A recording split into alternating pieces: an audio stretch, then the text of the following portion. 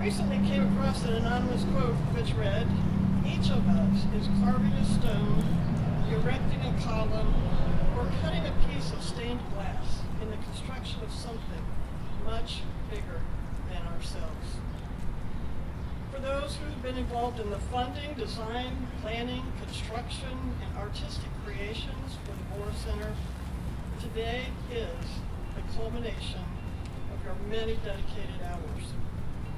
You each can take great satisfaction in your role of this achievement.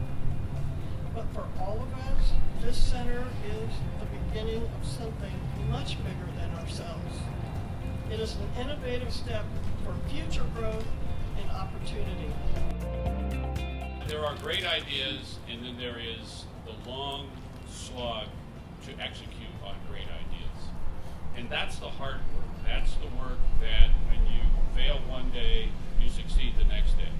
And certainly President SPIERS is at the top of the list of the people who got this done. But there are many others, like Sam Bassett's here, I saw him here.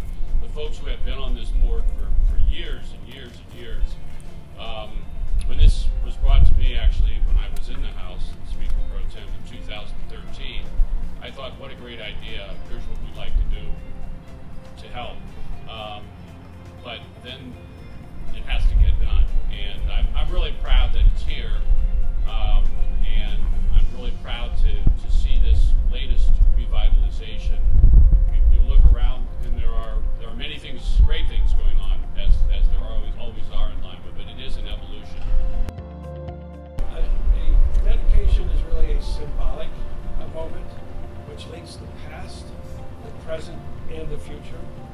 So to arrive at this moment, first there was a recognition of need, and there was a shared vision to meet that need, followed by the collaboration of many, as Dr. SPIERS has pointed out, finance, design, and construct the physical existence that we see here today. Attractive on the outside, and it really is, look at this, you see the reflection back at the Civic and Convention Center. Notice the design aesthetics really blend together and it really well. And I know the Borras were involved in the building over there some years ago as well. So attractive on the outside, but filled with the means to teach and to learn on the inside. The governor said, at our very first cabinet meeting, Governor DeWine said, we will listen to the people in the state of Ohio and we will act with a sense of urgency. And I remember both Representative CUPP and Senator HUFFMAN at the time indicated in early 2019, we need to do more to make sure that this project gets done. It's important for healthcare, it's important for education and training in our region, and it's a positive thing for this county. And so I was privileged to have those conversations. They did much of the Columbus work for sure, but that's why I'm excited to be here today, just to see the benefits of a lot of the collective work and the investments that many of you have made to make this day possible. So with that, it's an honor to serve the governor and the cabinet, but even a greater honor to work with all of you.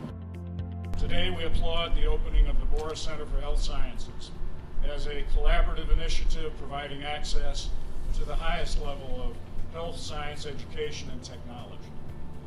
Whereas in August of 2020, Pierre and Renee Borra pledged their support to the Rhodes State College Center for Health Science Education and Innovation with a gift to the Rhodes State College Foundation for both the capital needs of the center and a new scholarship.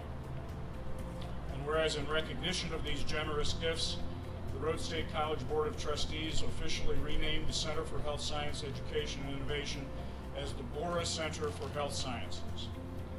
Whereas the 50,000 square foot center is home to several of the Rhodes State College's health science programs and will promote professional teaching and learning opportunities in a realistic healthcare environment.